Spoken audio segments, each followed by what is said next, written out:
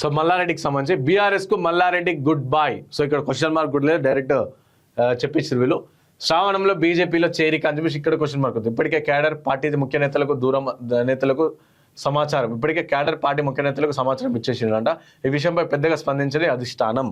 So మన రీసెంట్గా కేసీఆర్ వచ్చినప్పుడు ఒక గాంధీ టీఆర్ఎస్ భవన్లో ఒక మీటింగ్ ఏర్పాటు చేసుకున్నప్పుడు మీరు గోడ మీద పిల్లలు లెక్క ఉండకూరి, అటు ఇటు దుంకాలి ఇటు దిక్కాలని చూడకూరి, ఏదో ఒకటి క్లియర్ చేసుకోండి అని చెప్పేసి అప్పుడు చెప్పారు కదా. సో ఈ నేపథ్యంలో అప్పుడు మల్లారెడ్డిని ఉద్దేశించే పెట్టి చెప్పారు అని చెప్పి చాలా ప్రచారం జరిగింది. సో కాబట్టి ఇప్పుడు నిజమైనది తెలుసు. ఎందుకంటే మొన్న కేటీఆర్ చేసిన సభకేమో గైరు హాజరైండు, నిన్న రేవంత్ రెడ్డి సభని కలిసిండు.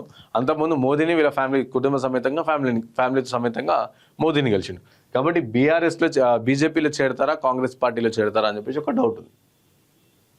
మాజీ మంత్రి మెడ్చల్ ఎమ్మెల్యే చామకూర మల్లారెడ్డి వ్యవహారం హాట్ టాపిక్ గా మారింది. త్వరలోనే ఆయన తన అల్లుడు మర్రి రాజశేఖర రెడ్డి సైతం గులాబీ పార్టీని వీడనున్నట్టు సమాచారం.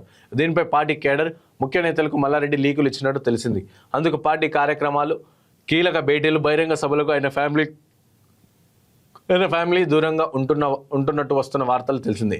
విద్యా సంస్థలు, వ్యాపారాలు కాపాడుకోవడానికి ఆయన బీఆర్ఎస్ను వీడి శ్రావణ మాసంలో ఫ్యామిలీతో సహా బీజేపీలో చేరతాననే ప్రచారం చాలా పెద్ద ఎత్తున జరుగుతుంది.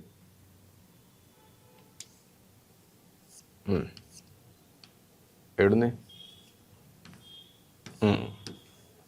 కాబట్టి సో మెయిన్గా మల్లారెడ్డికి సంబంధించిన ఆస్తులు ఎన్ని ఉంటే పాలమ్మి, పూలమ్మి, కష్టపడి అడ్జస్ట్ స్కూళ్ళు, కాలేజీలు అవన్నీ కూడా పెట్టినా అని చెప్పి చెప్పుకునే మల్లారెడ్డి. సో తన ఆస్తులను కాపాడుకోవడానికి ఇటు బీజేపీలో లేకుంటే కాంగ్రెస్ పార్టీలో జాయిన్ అవుతారని చెప్పి చర్చ పెద్ద జరుగుతుంది. మాజీ మంత్రి మల్లారెడ్డి వ్యవహారం బీఆర్ఎస్లో హాట్ టాపిక్గా మారింది. ఇక ఆయన పార్టీకి దూరం అవుతున్నట్టేనని కీలక నేతలు కేడర్కి సంకేతాలు ఇచ్చారు. ఈ పరంపరలో బీజేపీ గుడికి చేరుతున్నట్లు సంకేతాలు వినిపిస్తున్నాయి. కొంతకాలంగా మల్లారెడ్డితో పాటు మల్కాజ్గిరి ఎమ్మెల్యే మర్రి రాజశేఖర రెడ్డి సైతం పార్టీ కార్యక్రమాలకు దూరంగా ఉంటున్నారు. కొంతకాలం తాము పార్టీకి దూరంగా ఉంటామని, తాను విద్యా సంస్థలు, వ్యాపార సంస్థలు తమకు కీలకమని, ప్రభుత్వాలు తమ ఇబ్బందులకు గురిచేస్తున్నాయని చెప్పినట్టు తెలిసింది. కాగా వారిని ఇక వదిలేయండి, వారికి సమాచారం ఇవ్వడం, వారిని పార్టీ కార్యక్రమాలు ఆహ్వానించడం, వారి నుంచి ఇతరత్ర విషయాలు ఆశించవద్దని ఇటీవల మెడ్చల్ జిల్లా నాయకుల సమావేశాల్లో పార్టీ కీలక నేతలు సూచించినట్టు తెలిసింది. అందులో భాగంగానే మల్లారెడ్డి కుటుంబ సభ్యులు పార్టీ సమావేశాలకు హాజరు కావడం దూరం అయిపోయింది. మల్లారెడ్డి దూరం. సో ఇట్లా మల్లారెడ్డి రెగ్యులర్గా దూరం అవుతున్నాయి. ఇక శ్రావణ మాసంలో ముహూర్తం ఫిక్స్ అంట. సో శ్రావణ మాసంలో జాయిన్ అయ్యే ఛాన్సెస్ కనిపిస్తుంది. మల్లారెడ్డి కోడలు ఏకంగా బీజేపీ కార్యానికి వెళ్ళొచ్చారు. ఇక తాము బీజేపీలోకి వెళ్ళడం లేదని ఖండించారు. అయితే మల్లారెడ్డి ఆయన కుటుంబం త్వరలోనే కమల తీర్థం పుచ్చుకుంటున్నట్టు సమాచారం. ఆదివారం బీజేపీ ఇన్ఛార్జ్ అభయ పాటిల్ చేసిన ప్రకటనతో వీరి చేరికలు మరింత ఊతమిచ్చాయి. ఇక శ్రావణ మాసం నుంచి బీజేపీలో పెద్ద ఎత్తున చేరికలు ఉంటాయని అభయ్ పాటిల్ ప్రకటించారు. దీంతో మల్లారెడ్డి ఫ్యామిలీ చేరడం ఖాయమని పొలిటికల్ సర్కిల్లో చర్చ నడుస్తుంది. విద్యాసంస్థలు ఆక్రమించిన చిన్న భూములు, నిబంధనలకు విధంగా పొందిన అనుమతులు, కొత్తగా అదనపు సీట్లు తదితర వాటిపై తీవ్ర ప్రభావం పడిందని మల్లారెడ్డితో పాటు మల్కాజ్గిరి ఎమ్మెల్యే ఆయన అల్లుడు మర్రి రాజశేఖర రెడ్డి ఆరోపణలు చేస్తూ వచ్చారు. ఇక తొలుత అల్లుడు మావతో తనకు సంబంధమే లేదని, తాను బీఆర్ఎస్లోనే కొనసాగుతానని చెప్పారు. ఆ తర్వాత ఆయనను ఎదురైన ఇబ్బందుల నేపథ్యంలో కుటుంబ సభ్యులు నిర్ణయానికి వచ్చినట్టు తెలుస్తుంది. సో ఇట్లా ఈ విధంగా అంత పోయి బీజేపీలో జాయిన్ అయిపోతాడు. ఇక్కడ బీజేపీ వాషింగ్ పౌడర్ నిర్మా కదా అట్లా.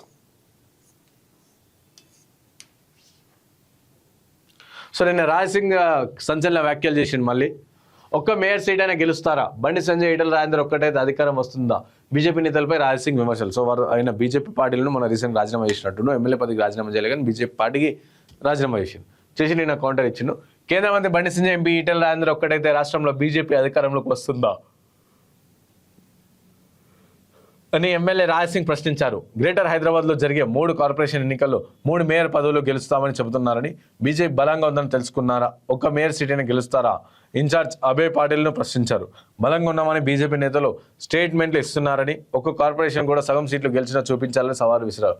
ఆదివారం ఆయన మీడియాతో మాట్లాడారు. ఈటల రాజేందర్, బండి సంజయ్ ఒక్క చోట కూర్చోబెట్టడం ద్వారా అది సాధ్యమవుతుందా అని చెప్పేసి అన్నారు. ఇక రామచంద్రరావు చేతులు కట్టేశారు అని చెప్పేసి కూడా చెప్పారు. సో కాబట్టి